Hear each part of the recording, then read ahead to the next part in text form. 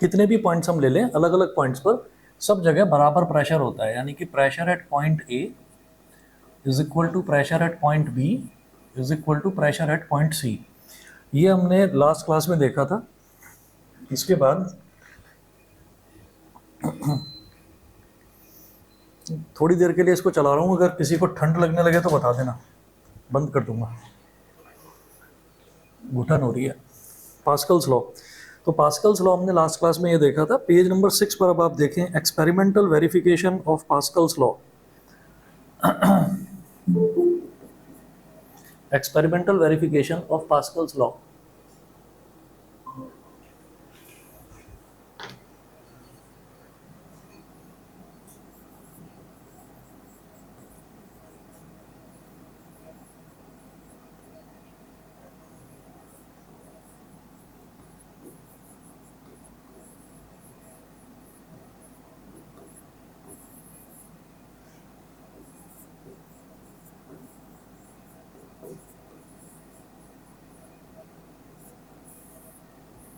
Experimental verification of Pascal's law. अब देखिएगा इसमें क्या है, एक्सपेरिमेंटल वेरिफिकेशन मतलब वैसे तो हमने मैथमेटिकली तो इसको प्रूव करके देख लिया था कि हमारे पास कोई एक कंटेनर है, उसके अंदर लिक्विड भरा हुआ है, और लिक्विड पर अलग अलग हमने कोई पॉइंट्स ले लिए। हमने 3 पॉइंट्स लिए थे, पॉइंट ए, पॉइंट बी और पॉइंट सी, और तीनों पर हमने ये प्रूव करके देखा था कि प्रेशर जो है वो इक्वल था, ये is equal to P B is equal to P C, ये हमने देखा था।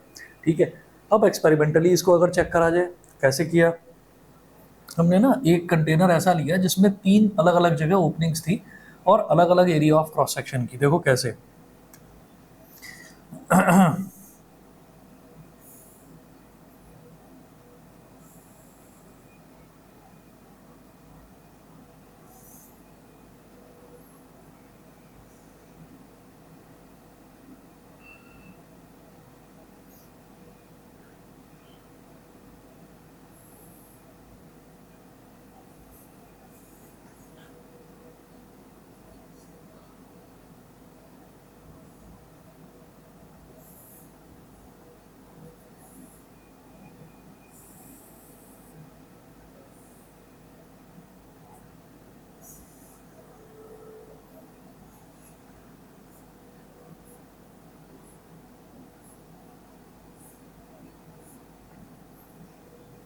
यहाँ इसके अंदर, इसमें पूरे में हमने वाटर भर दिया और इसमें 3 ओपनिंग्स हैं जैसा कि हमने शो कर रखा है।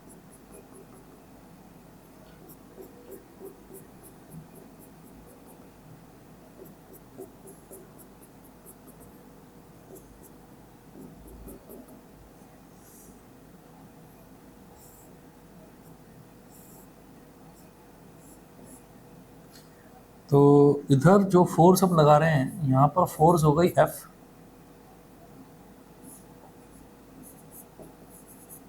और एरिया हो गया कैपिटल A, और इस वाले पॉइंट को मैंने पॉइंट A बोल दिया। फिर यहाँ जो ओपनिंग है इसको हमने पॉइंट B बोल दिया। यहाँ पर जो फोर्स है वो फोर्स कितनी है, फोर्स हम यहाँ पर अप्लाई कर रहे हैं, ये एक्चुअली पिस्टन है, जैसे कि पिचकारी होती है ना, जैसे कि आपका इंजेक्शन होता है तो उसमें जैसे दबाते हैं और वो पिस्टन होता है, तो ये पिस्टन है। तो ये पिस्टन के थ्रू यहाँ पर जो फोर्स लग रही है वो फोर्स है 2F, मतलब यहाँ जो फोर्स थी उसकी डबल फोर्स लग रही है यहाँ पर 2F। और जो एरिया है, ये जो पिस्टन का एरिया है, इसको ये एरिया ऑफ क्रॉस सेक्शन बोलते हैं। तो ये जो है, ये भी एरिया भी 2A के इक्वल है, area is equal to 2A। फिर हमने एक तीसरा पॉइंट ले लिया, पॉइंट सी। पॉइंट सी, यहाँ पर जो हम फोर्स लगा रहे हैं वो फोर्स लगा रहे हैं आधी, जितनी यहाँ लगा रहे थे उसकी आधी, F/2। और इसका जो एरिया ऑफ क्रॉस सेक्शन है वो एरिया ऑफ क्रॉस सेक्शन भी आधा है, A/2। और इस ओपनिंग को मैंने A बोल दिया, इसको B बोल दिया और इसको C बोल दिया। ठीक है, तो ये हमने 3 अलग अलग ओपनिंग्स ली, एक ये कंटेनर ले लिया, इसके अंदर पानी भरा हुआ है। एक्सपेरिमेंटल वेरिफिकेशन का मतलब क्या है कि यहाँ कोई मैथमेटिकल प्रूफ नहीं है, ये एक्सपेरिमेंटली हमने खुद वेरीफाई करके देखा। ठीक है ना, तो देखिएगा इसमें क्या बोल रहे हैं वो, take a vessel having 3 openings A, B and C and provided with frictionless and weightless pistons. और उसमें फ्रिक्शनलेस और वेटलेस पिस्टन्स हैं जो उसमें लगे हुए हैं। अच्छा, let their cross sectional areas be A2A and A/2 respectively. Cross sectional areas हो गए A, area of cross section, B का क्या हो गया 2A, और C पर क्या हो गया A/2, A2A and A/2।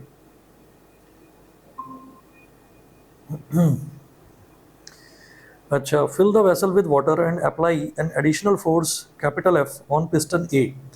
To keep the pistons B and C in their positions, forces equal to 2F and F/2 respectively have to be applied on them to keep the pistons B and C in their position। तो ये ना experimental verification कैसे है कि जैसे हमने यहाँ पर जो हमने पिस्टन लगाया तो उस पिस्टन को हमने अंदर प्रेस करा, तो जब हमने उसको प्रेस करा तो उस पर एक फोर्स लगाया हमने F। फिर इधर के जो दोनों पिस्टन्स हैं इन्होंने ऊपर मूव करना शुरू करा, ठीक है ना, क्योंकि यहाँ पर पानी पर प्रेशर लगेगा, ये पानी कहीं और प्रेशर लगाएगा, तो यहाँ पर और यहाँ पर इसने प्रेशर लगाया, तो क्या हुआ कि ये वाले पिस्टन्स ने ऊपर मूव करना शुरू करा, तो हमने इस पर फोर्स लगाया फोर्स लगाया, तब भी ये रुक नहीं रहा है, ये फिर भी बाहर निकलने के लिए तैयार है। तो इस पर हमको फोर्स बढ़ाना पड़ा, बढ़ाते गए, तो अल्टीमेटली हमने एक फोर्स लगाया यहाँ पर, एक फोर्स लगाया यहाँ पर, और एक फोर्स लग रहा है नीचे। फिर फाइनली हमने देखा कि अब ये इक्विलिब्रियम में आ गया, यानी कि रेस्ट में आ गया है, अब कोई भी पिस्टन फर्दर मूव नहीं कर रहा है। तब हमने चेक करा कि अब जरा फोर्सेस चेक करते हैं, तो जो यहाँ वाला फोर्स है, इधर अगर area of cross section double है तो यहाँ पर फोर्स भी डबल ही लगाना पड़ेगा, ठीक है। एरिया ऑफ क्रॉस सेक्शन, तो एरिया ऑफ क्रॉस सेक्शन जैसे यहाँ पर A है और यहाँ पर फोर्स हमने F लगाया, तो ये वाला पिस्टन मूव कर रहा है, तो हमने देखा कि अरे इसका एरिया ऑफ क्रॉस सेक्शन तो इस वाले का डबल है, तो फिर फोर्स भी हमको डबल ही लगाना पड़ेगा, तो 2F हो गया। इसका जो एरिया ऑफ क्रॉस सेक्शन है वो A का आधा है, A/2, हालांकि दिखाई नहीं दे रहा है यहाँ पर अगेन समझ लीजिए कि इसका आधा है, तो यहाँ पर फोर्स भी आधा ही लगाना पड़ेगा। ये हमने एक्सपेरिमेंटली देख लिया। तो यहाँ से पास्कल्स लॉ कैसे वेरीफाई हो रहा है वो देखिएगा। This shows that the pressure P is transmitted equally in all directions because, तो प्रेशर जो है वो हर डायरेक्शन में इक्वली ट्रांसमिट हो रहा है। कैसे? प्रेशर एट पॉइंट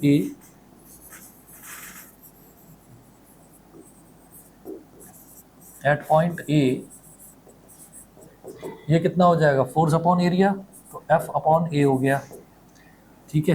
प्रेशर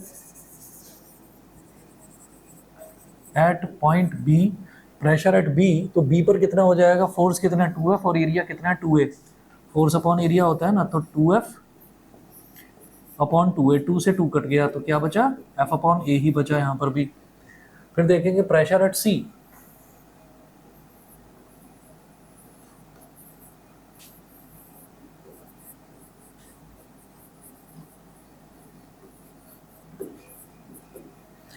तो C पॉइंट पर देखेंगे फोर्स है F/2 और एरिया ऑफ क्रॉस सेक्शन है A/2, तो F/2 अपॉन A/2, तो दोनों का डिनोमिनेटर आप देख रहे हैं सेम है, तो 2 से 2 कट गया, ये भी F/A। तो यहाँ से ये एक्सपेरिमेंटली हमने चेक करा और ये वेरीफाई हो गया कि एक पॉइंट पर जितना भी हम प्रेशर लगाते हैं उतना ही प्रेशर, जितने भी पॉइंट्स हैं सब जगह उतना ही प्रेशर ट्रांसमिट होता है, सब जगह प्रेशर जो है वो बराबर रहता है। This is called Pascal's law, ठीक है। अब ये तो हमने देख लिया, क्या इनके कुछ प्रैक्टिकल यूजेस भी होते हैं, तो हमने कहा कि हाँ इसके बहुत अच्छे प्रैक्टिकल यूजेस हैं, 2 इसके यूजेस हैं जो हम अपनी डे टू डे लाइफ में खूब अच्छे से ऑब्जर्व भी करते हैं। अब वो देखिएगा क्या है, देखो जैसे पहला है एप्लीकेशंस ऑफ पास्कल्स लॉ। पहला देखेंगे hydraulic lift,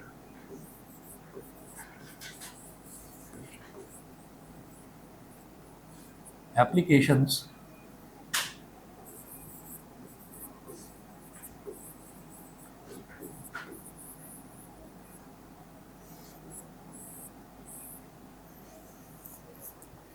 applications of Pascal's law. तो फर्स्ट है हाइड्रोलिक लिफ्ट।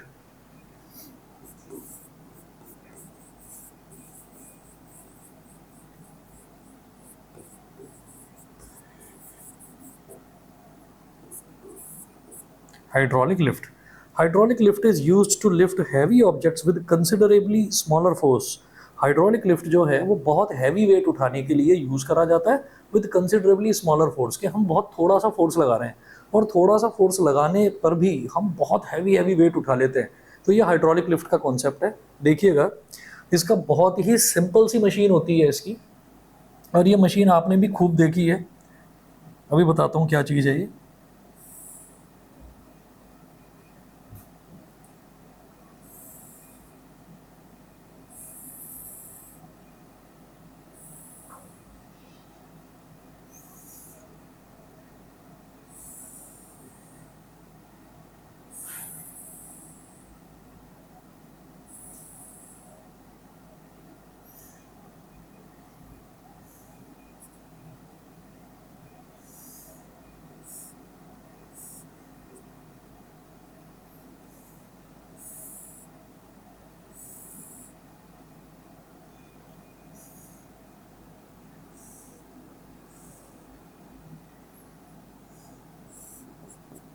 यहाँ एरिया ऑफ क्रॉस सेक्शन है स्मॉल ए,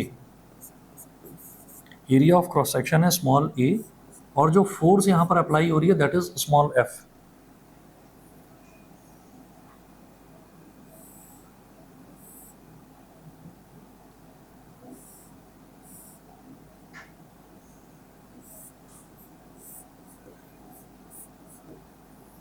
अब इधर हैवी वेट रखा हुआ है कैपिटल एफ,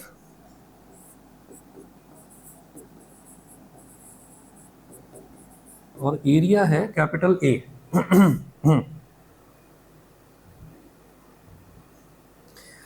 तो पहले इसकी थ्योरी सुनिएगा क्या है। ये जो डायग्राम दे रखा है ये तो हाइड्रोलिक लिफ्ट का डायग्राम हो गया, और इसके अंदर पूरे के अंदर ना लिक्विड भरा हुआ है। कौन सा लिक्विड है? एक इनकम्प्रेसिबल लिक्विड है। एग्जाम्पल के तौर पर अगर हम वाटर को देखें तो वाटर में फिर भी थोड़ा बहुत कंप्रेशन होता है। क्या होता है कि जब भी कभी मेरे को ना स्टेट चेंज करनी होती है किसी भी लिक्विड की, तो हम क्या करते हैं, हम उस पर ना प्रेशर बढ़ा देते हैं या टेम्परेचर घटा देते हैं। ऐसा करते हैं। भाई आप ये देखिए कि अगर मेरे पास पानी है तो पानी को मैं क्या करता हूँ, पानी को एक कंटेनर में लिया, कंटेनर में लेकर हमारे घर में जो फ्रिज रखा है हमने उसके अंदर, फ्रीजर के अंदर रख दिया, तो हमने उसका टेम्परेचर घटा रहे हैं हम। तो जब उसका टेम्परेचर घटता है तो उसके मॉलिक्यूल्स धीरे धीरे धीरे धीरे पास आ जाते हैं, as in the case of a solid. मतलब लिक्विड के मॉलिक्यूल्स इतना नज़दीक आ जाते हैं जितना सॉलिड के मॉलिक्यूल्स होते हैं, तो वो बर्फ़ जम जाती है। तो ये एक तो काम हो गया, टेम्परेचर हमने बढ़ा दिया। दूसरा काम क्या होता है कि प्रेशर भी आप बढ़ा दीजिए, टेम्परेचर सॉरी बढ़ाया नहीं, घटा दिया। टेम्परेचर घटाना और प्रेशर बढ़ा देना। तो आपने ये देखा होगा एक डीप फ्रीज़र होता है, जैसे आइसक्रीम वाले भैया होते हैं, तो उनके पास कोई बहुत बड़ा ऐसा तो है नहीं कोई पावर प्लांट लगा हुआ है वहाँ पर, वो दोपहर में भी आइसक्रीम लेकर घूमता है, आइसक्रीम जमी हुई निकलती है। उसी आइसक्रीम को आप घर पर लेकर आओ, अपने फ्रीज़र में रख दो, लेकिन वो उतनी टाइट नहीं होती जितनी उसके फ्रीज़र में टाइट होती है। तो क्या है कि उसके फ्रीज़र में जो प्रेशर है ना, प्रेशर भी बहुत बढ़ा हुआ होता है उसके अंदर। तो अगर हम दो काम एक साथ कर दें कि टेम्परेचर कम कर दें और प्रेशर बढ़ा दें, तो हम स्टेट चेंज कर सकते हैं, मतलब लिक्विड को कंप्रेस कर सकते हैं। लिक्विड को कंप्रेस करते हैं तभी तो सॉलिड बनता है वो। तो हमें यहाँ पर क्या करना है, हाइड्रोलिक लिफ्ट के अंदर एक इनकम्प्रेसिबल फ्लूइड लेना है। इनकम्प्रेसिबल मतलब कि आप कितना भी प्रेशर बढ़ाएं, आप कितना भी टेम्परेचर घटाएं, वो सॉलिड में कन्वर्ट नहीं होगा, वो लिक्विड ही रहेगा। ठीक है। तो इनकम्प्रेसिबल लिक्विड जो है वो बहुत अच्छे तरीके से पास्कल्स लॉ फॉलो करता है। ठीक है। अब ये जो इनकम्प्रेसिबल फ्लूइड है ये किस में यूज़ होता है? ये मशीन्स में यूज़ होता है। एग्जाम्पल के तौर पर जो हमारी गाड़ी है, गाड़ी के अंदर जो इंजन है, तो इंजन चलता है, इंजन स्मूथली चलता है इंजन ऑयल के मूवमेंट से। तो जो इंजन ऑयल होता है वो इंजन ऑयल वो एक इनकम्प्रेसिबल फ्लूइड होता है। ठीक है। गाड़ी को ठंडा रखने के लिए कूलेंट यूज़ होता है, वो भी इनकम्प्रेसिबल होता है, वो कंप्रेस नहीं होता। नहीं तो पता चला कि भाई टेम्परेचर इतना बढ़ गया, बढ़ते बढ़ते पता चला जी लिक्विड ही कम हो गया वो वाला। ठीक है। तो ऐसा कभी नहीं होता, वो लिक्विड जो है वो इनकम्प्रेसिबल होता है, मतलब वो दबता नहीं है, कंप्रेस नहीं होता, जितना आज डाला है उतना ही रहेगा। अच्छा, तो हमने ऐसा ही एक इनकम्प्रेसिबल फ्लूइड यहाँ पर यूज़ करा। अब जरा थ्योरी सुनिए क्या है। It consist of two cylinders C1 and C2 connected to each other by a pipe. तो दो सिलेंडर्स हैं, एक सिलेंडर है C1, ये देखो छोटा वाला सिलेंडर, पतला वाला, इसको C1 बोल दिया, और ये चौड़े वाला सिलेंडर है बड़े वाला, इसको C2 बोल दिया, और ये एक पाइप के थ्रू कनेक्टेड है। The cylinders are fitted with watertight frictionless pistons of different cross-sectional areas. The cylinders and the pipe contain a liquid. Suppose a force F is applied on the smaller piston of cross-sectional area small a, then pressure exerted on the fluid or liquid will be। तो यहाँ पर अगर हम small f force लगाते हैं तो pressure कितना होता है, P is equal to small f upon small a। इसको मैंने बोल दिया equation number 1। According to Pascal's law, the same pressure P is also transmitted to the larger piston of cross-sectional area capital A। तो force on larger piston, अब जरा देखिएगा, force on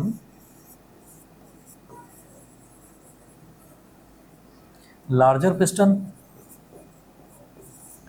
तो जो बड़ा वाला पिस्टन है, बड़े वाले पिस्टन पर भी सेम जो प्रेशर है ये ट्रांसमिट हो जाएगा, तो उस पर फोर्स निकालना है कितना होगा। तो हम ये कहेंगे फोर्स कैसे निकलेगी वो देखिएगा।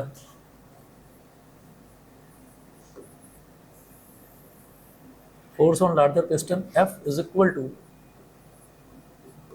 P into A। F is equal to P into A।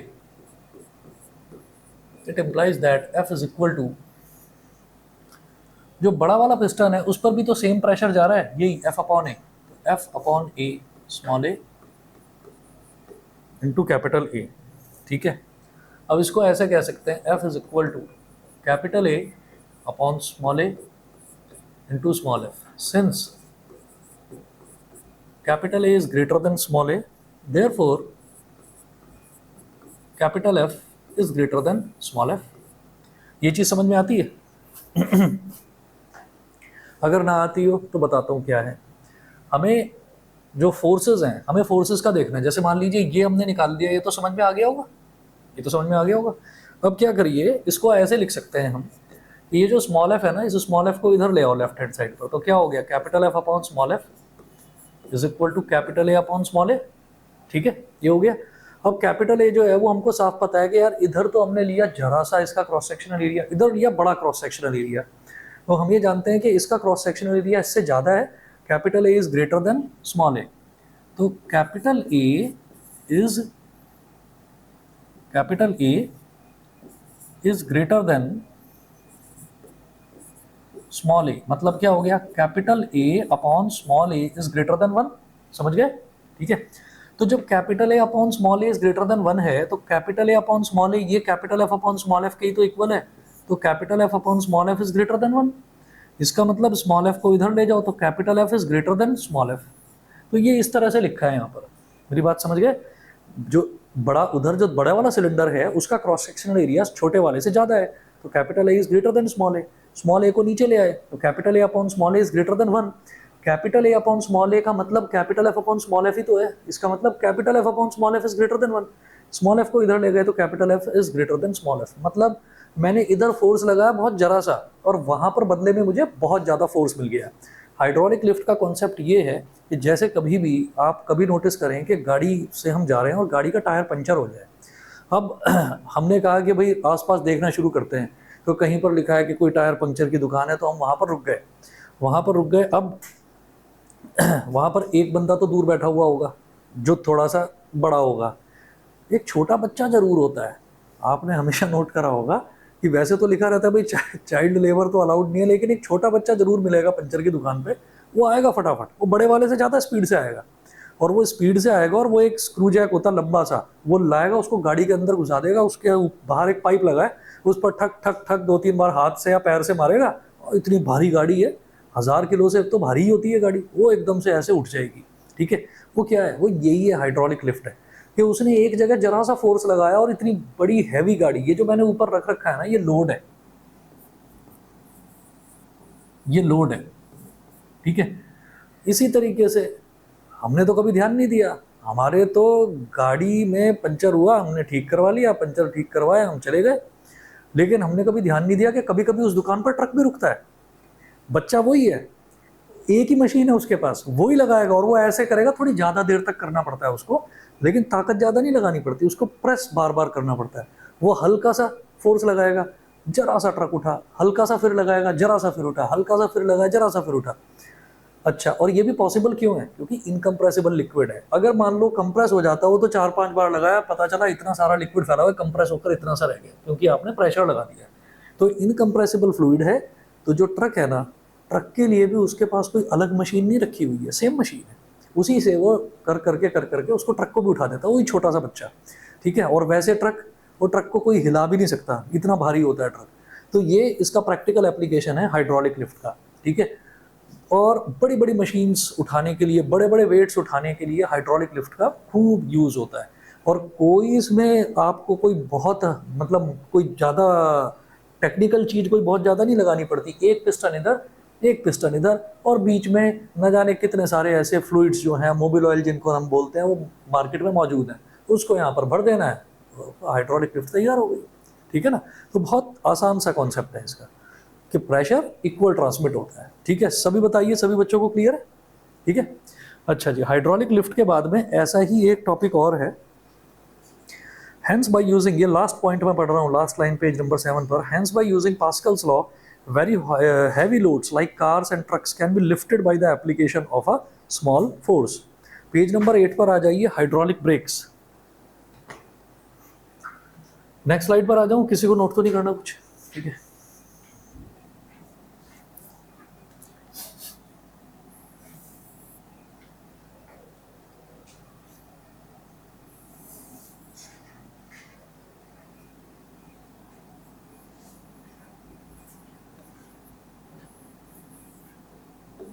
Second application देखिए,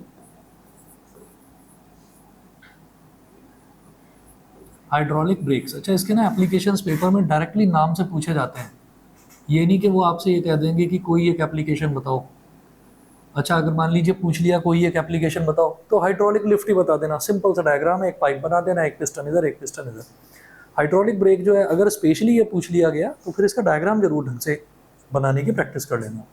हाइड्रोलिक ब्रेक्स भी बिल्कुल उसी तरीके से है। आप सोचिए कि ट्रक है, और ट्रक भी लोडेड ट्रक है। लोडेड ट्रक मतलब उसके अंदर खूब सारा सामान भरा हुआ है, ठीक है, और उसके अंदर ड्राइवर बैठा हुआ है। तो ड्राइवर तो बेचारा कितना भी हैवी मोटा तगड़ा कैसा भी हो, है ना, उसके अंदर इतनी ताकत तो नहीं हो सकती कि वो मतलब ट्रक को रोक दे, चलते हुए ट्रक को। तो चलते हुए ट्रक को रोकना तो पॉसिबल कैसे है? हाइड्रोलिक ब्रेक्स की वजह से। ब्रेक्स जो हैं वो बंदा बैठा हुआ है वहाँ पर, और एक छोटा सा पेडल लगा हुआ है उस पर भी, जैसे कार में एक पेडल होता है वैसे ही ट्रक में भी वही सेम पेडल है, स्पीड देने के लिए भी, ब्रेक लगाने के लिए भी वो दूसरा पेडल है। तो ब्रेक हमने लगाया, इतना सा पेडल है, ब्रेक लगाया, लेकिन इतना बड़ा ट्रक जो है वो ट्रक रुक जाता है उसकी वजह से। कॉन्सेप्ट वही है हाइड्रोलिक ब्रेक्स का। हमने जरा सी फोर्स लगाई और वो जरा सी फोर्स बहुत लार्जर फोर्स बन के ट्रक के व्हील्स जो हैं, व्हील्स तक चली जाती है। व्हील्स में रबर पैड्स जुड़े हुए हैं, वो रबर पैड्स जो हैं वो टायर के रिम को टच करते हैं, टायर रुक जाता है। टायर रुक गया तो ट्रक रुक गया, बस यही है। तो देखिएगा, इसका डायग्राम देख लीजिए, एक व्हील बना रखा है यहाँ पर हमने हाइड्रोलिक ब्रेक्स के लिए।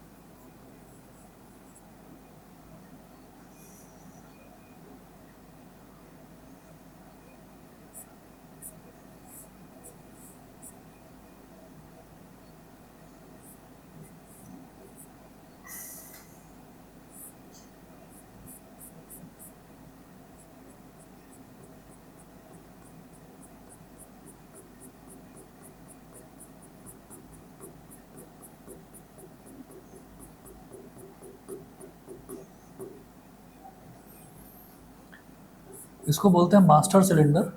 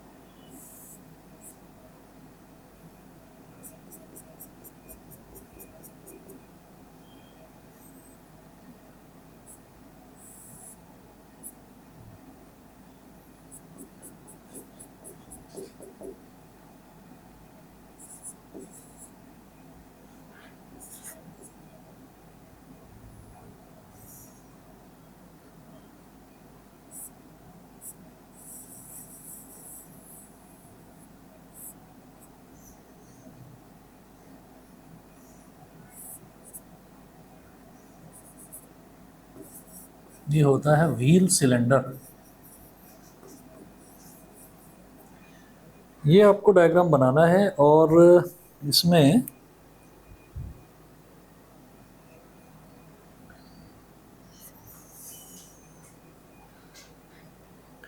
आगे जो है ना, यहाँ पर ये भी बना रखा है ऐसे, मतलब ये व्हील बना रखा है कि इधर व्हील होगा।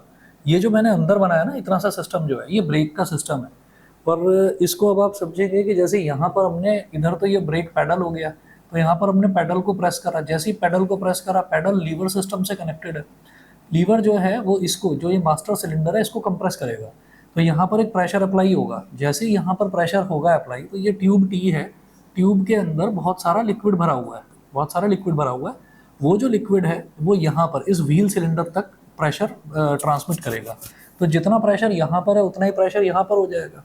अब जैसे कि समझ में आता है कि भाई यहाँ पर जो हमने इधर जो प्रेशर ट्रांसमिट करा है वो और इधर का प्रेशर बराबर होगा, तो एक चीज़ क्लियर होनी चाहिए कि यहाँ पर मैं तो फोर्स अप्लाई कर रहा हूँ कम, तो इसका मतलब इसका एरिया ऑफ क्रॉस सेक्शन भी कम होगा। और यहाँ पर फोर्स ज़्यादा बढ़ जाएगी, तो बढ़ेगी कैसे? क्योंकि इसका एरिया ऑफ क्रॉस सेक्शन ज़्यादा होगा। जितना बड़ा टायर होगा ना, मतलब ट्रक जितना बड़ा होगा, उसका जितना बड़ा टायर होगा उतना ही बड़ा यहाँ पर एरिया ऑफ क्रॉस सेक्शन होगा। ठीक है। और फिर क्या होगा, जब इस पर प्रेशर आएगा तो वो प्रेशर यहाँ पर ट्रांसमिट होगा ऐसे। ठीक है। और यहाँ पर ट्रांसमिट किस तरीके से होगा कि ये जो लगा हुआ है ना, ये जो प्रेशर आया ना यहाँ से, ये इस वाले पोर्शन पर और इस वाले पोर्शन पर ऐसे ट्रांसमिट होगा ऐसे। मतलब यहाँ एरिया है फैलने का। तो इधर ये लिक्विड जो है वो इसको कंप्रेस करेगा, इसको और इसको। और जैसे ही कंप्रेस होगा तो ये जो दो रबर पैड्स लगे हुए हैं ना, ये दोनों रबर पैड्स ऐसे होंगे, मूव करेंगे।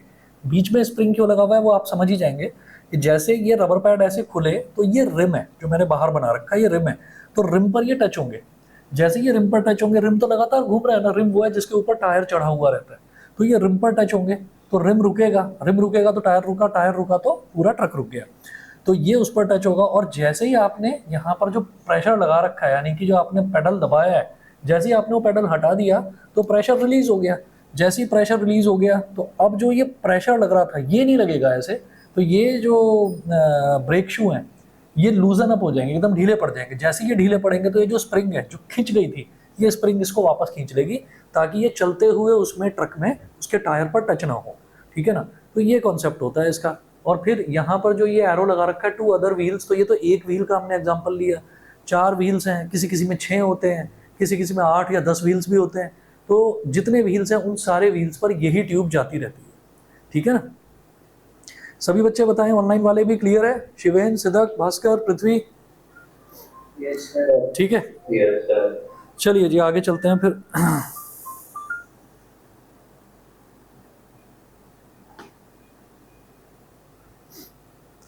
तो आगे वही लिखा हुआ है इसमें, सुन लीजिए, मैं इसको फटाफट पढ़कर समझा देता हूँ। Hydraulic brake consist of a tube T containing brake oil. One end of this tube is connected to a master cylinder fitted with piston P. The piston P is attached to the brake pedal through a lever system. The other end of the tube is connected to the wheel cylinder having 2 pistons P1 and P2. The pistons P1 and P2 are connected to the brake shoes S1 and S2 respectively. The area of the cross section of the wheel cylinder is larger than that of master cylinder. तो wheel cylinder का area of cross section master cylinder से ज़्यादा होता है ना। वो हमको पता ही है क्यों होता है ज़्यादा, कि जरा सी फोर्स लगाएंगे यहाँ ज़्यादा फोर्स लगनी चाहिए। तो ज़्यादा फोर्स चाहिए तो एरिया ऑफ क्रॉस सेक्शन ज़्यादा होना चाहिए। अच्छा, when the pedal is pressed, its lever system pushes the piston P into the master cylinder. The pressure is transmitted through the oil to the pistons P1 and P2 in the wheel cylinder. ये इधर जो है ये piston P1 है, ये वाला ये P1 है और ये वाला P2 है। तो the pistons P1 and P2 in the wheel cylinder in accordance with Pascal's law. The pistons P1 and P2 are pushed outwards. The brake shoes get pressed against the rim of the wheel, thus retarding the motion of the wheel. As the cross-sectional area of wheel cylinder is larger than that of the master cylinder, a small force applied to the pedal produces a large retarding force. उसके बाद है when the pedal is released, a spring pulls the brake shoes away from the rim. ठीक, clear है जी? ठीक, आगे चलते हैं। Advantages of hydraulic breaks. तो हाइड्रोलिक ब्रेक्स की एडवांटेजेस क्या क्या हैं?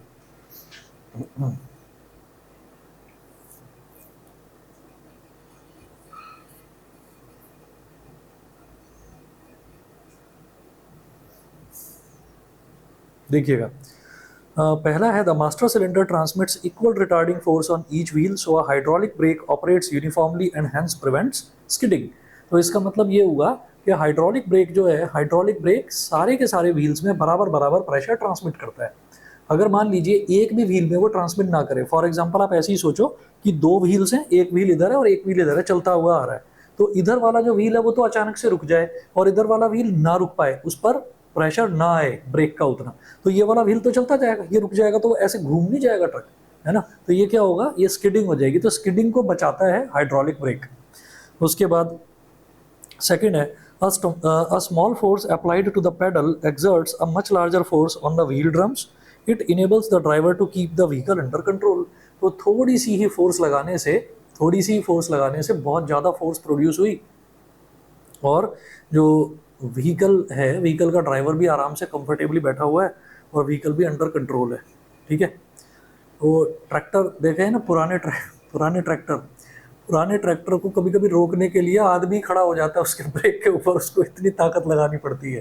ठीक है। और जो नए आते हैं, नए वाले में प्रॉपर ब्रेक फ्लूइड वगैरह प्रॉपर होता है, हाइड्रोलिक ब्रेक्स यूज़ होते हैं, बंदा आराम से बैठा है, हल्का सा प्रेस करा और वो रुक गया। ठीक है। तो पुराने वाले इसी वजह से लोग जनरली यूज़ नहीं करते, पता चला ब्रेक लगाने थे और वो ठुक गया आगे कहीं। चलिए जी, आगे अगला टॉपिक है हमारा pressure exerted by a liquid column. Pressure exerted by a liquid column.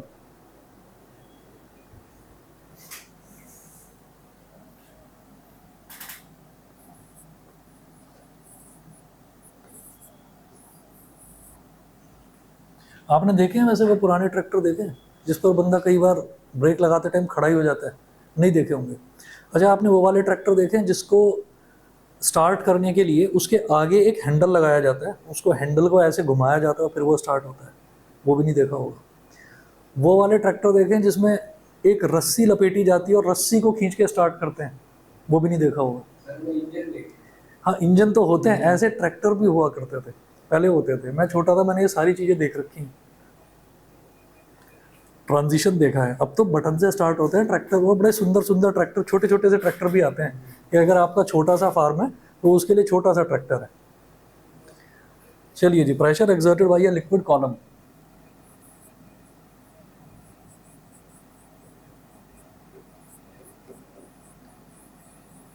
एक चीज़ हमेशा याद रखना, अभी तो आप लोग छोटे हैं, कितनी 14-15 साल आपकी एज होगी, 16 की होगी जैसा था। तो अभी जब लाइसेंस बन जाएगा ना और जब आप स्कूटी वगैरह लेकर निकलेंगे, भाई ट्रैक्टरों से दूर रहना। ये मैं ट्रैक्टर का ही एग्जांपल क्यों दे रहा हूँ, ट्रक का भी दे सकता हूँ, गाड़ी का भी दे सकता हूँ। एक्चुअली ट्रैक्टर के जो पीछे वाले व्हील्स हैं वो बड़े होते हैं तो मास उसमें ज़्यादा होता है। अगर सही टाइम पर ब्रेक ना लगे तो उनको रोक पाना बड़ा मुश्किल हो जाता है। तो रीज़न आप समझ ही रहे होंगे, हैवी होते हैं।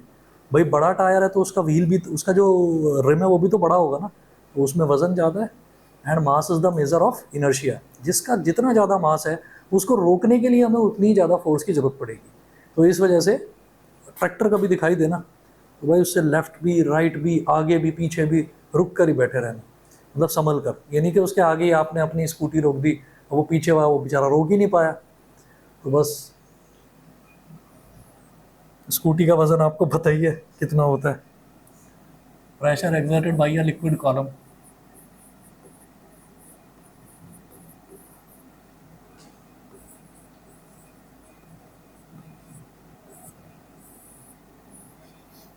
Pressure exerted by a liquid column. Consider a vessel of height h and cross-sectional area capital A filled with a liquid of density rho. Filled with a liquid of density rho. Consider a vessel of height h. हमारे पास एक vessel है जिसकी height जो है वो h है।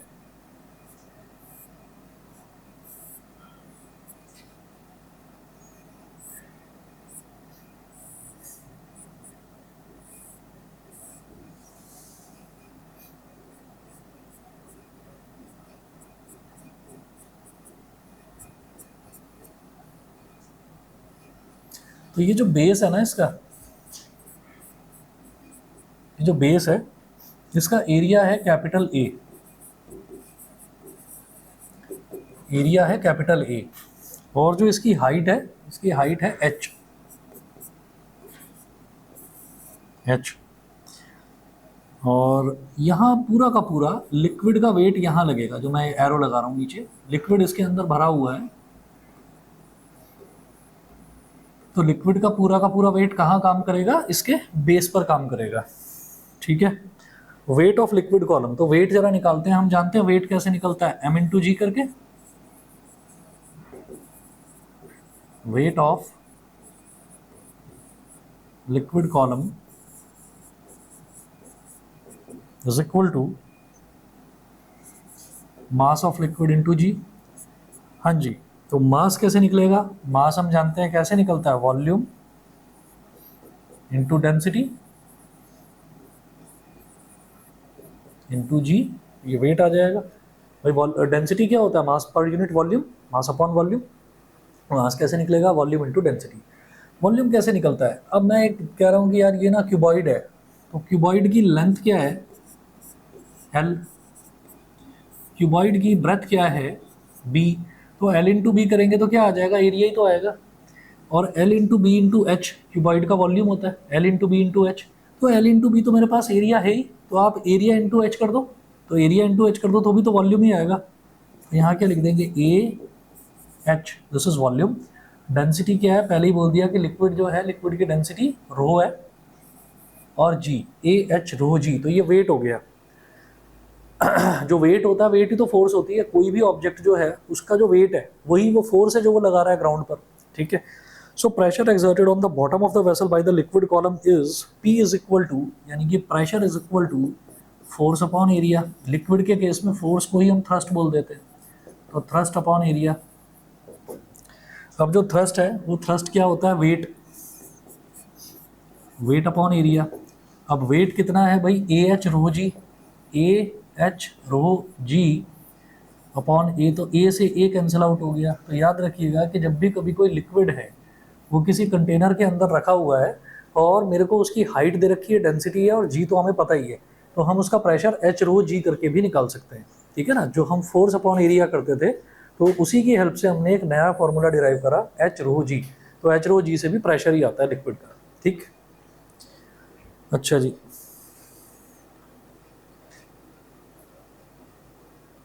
इसके बाद नेक्स्ट टॉपिक देखिएगा, effect of gravity on fluid pressure.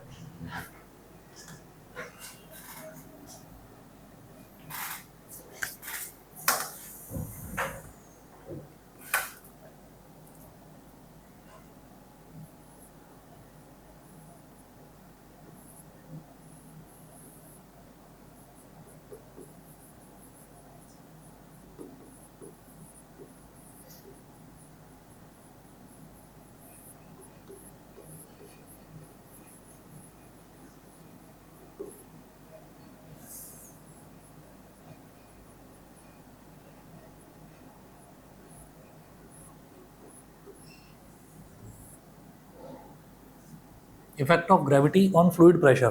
तो फ्लूइड प्रेशर पर ग्रेविटी का क्या असर होता है, ग्रेविटी का क्या इफेक्ट होता है। तो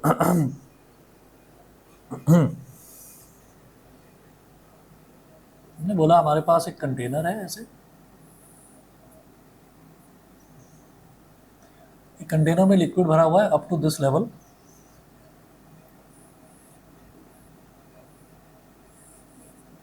और ये हमने एक छोटा सा लिक्विड कॉलम ले लिया। लिक्विड कॉलम का मतलब है हमने लिक्विड का एक छोटा सा टुकड़ा एज्यूम कर लिया इसके अंदर। अब यहाँ पर मैंने बोला कि ये जो नीचे वाला हिस्सा है इसको मैंने बोल दिया 2 और इसको बोल दिया 1। यहाँ पर फर्स्ट वाला जो पोर्शन है, यहाँ पर जो प्रेशर एक्सर्ट कर रहा है लिक्विड, दैट इज P1, और यहाँ पर जो लिक्विड प्रेशर एक्सर्ट कर रहा है दैट इज P2। तो P1 हो गया, P2 हो गया, और वेट जो है लिक्विड कॉलम का वो हो गया m इंटू जी। और ऐसे ऐसे मैंने एरोज लगाया। ये एरोज का मतलब क्या है कि इस लिक्विड पर जो साथ का, इस लिक्विड कॉलम पर जो बचा हुआ लिक्विड है वो भी तो इस पर प्रेशर लगाएगा, तो वो प्रेशर इस पर ऐसे लगेगा, तो वो एरोज लगा रखे हैं हमने इस तरह से।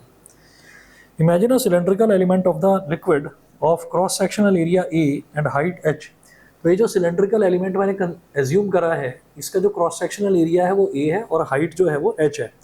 Late P1 and P2 be the liquid pressures at its top point 1 and bottom point 2 respectively. तो टॉप पॉइंट 1 पर जो प्रेशर है वो P1 है, और जो बॉटम पॉइंट है 2 उस पर जो प्रेशर है वो P2 है। तो P1 और P2 इस तरह से हो गए प्रेशर्स।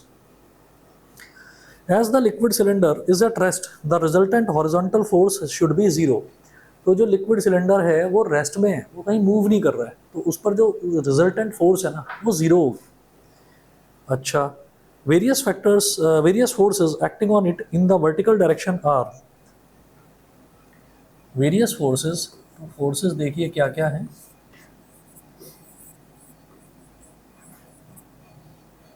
एक्टिंग ऑन इट,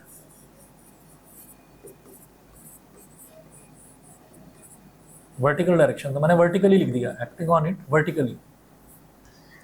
तो पहला क्या है, force due to the liquid pressure at the top. तो इसके टॉप पर जो लिक्विड प्रेशर लग रहा है उसकी वजह से फोर्स कितना हो जाएगा, F1। फोर्स क्या होता है, प्रेशर इनटू एरिया। तो F1 is equal to P1 into A, area of cross section इसका A है, तो P1 into A. Acting downwards,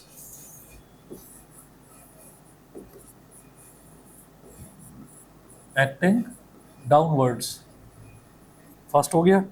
second है force due to the liquid pressure at the bottom.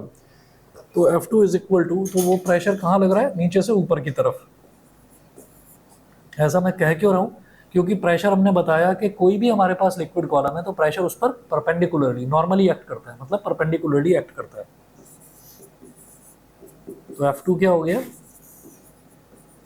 P2 into A, acting upwards.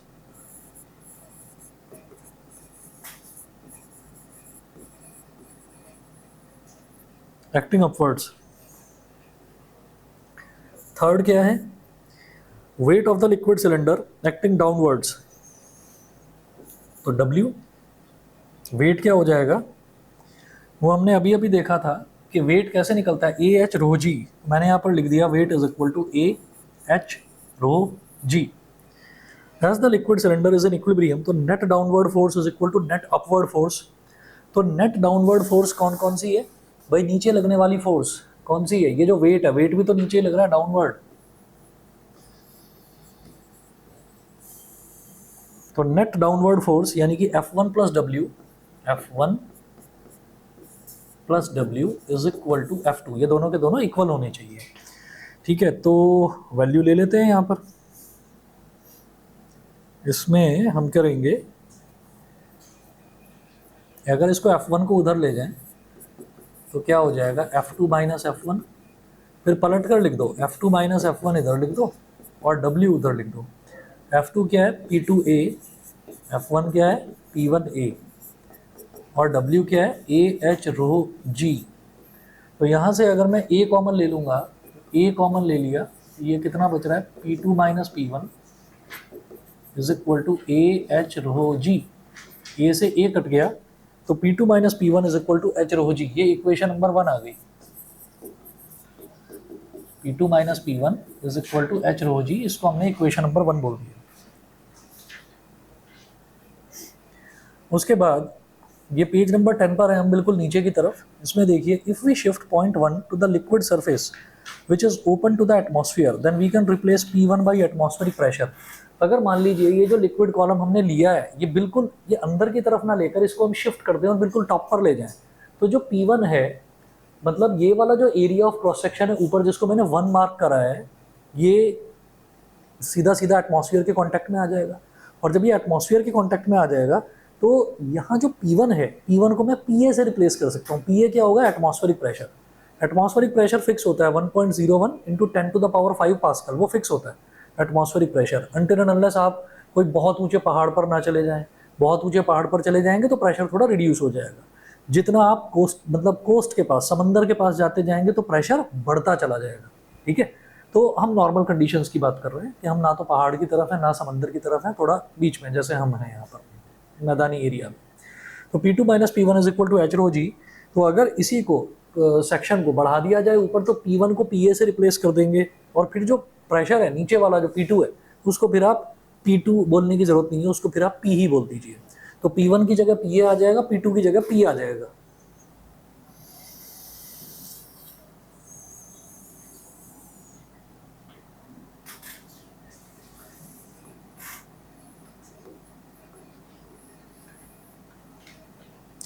यहाँ देखें, P minus PA, P2 minus P1 की जगह P2 की जगह P और P1 की जगह PA। P minus PA is equal to H rho G। और P is equal to P A plus H rho G. P is equal to Pa plus H rho g. Thus, pressure at any point inside the fluid depends on the depth h.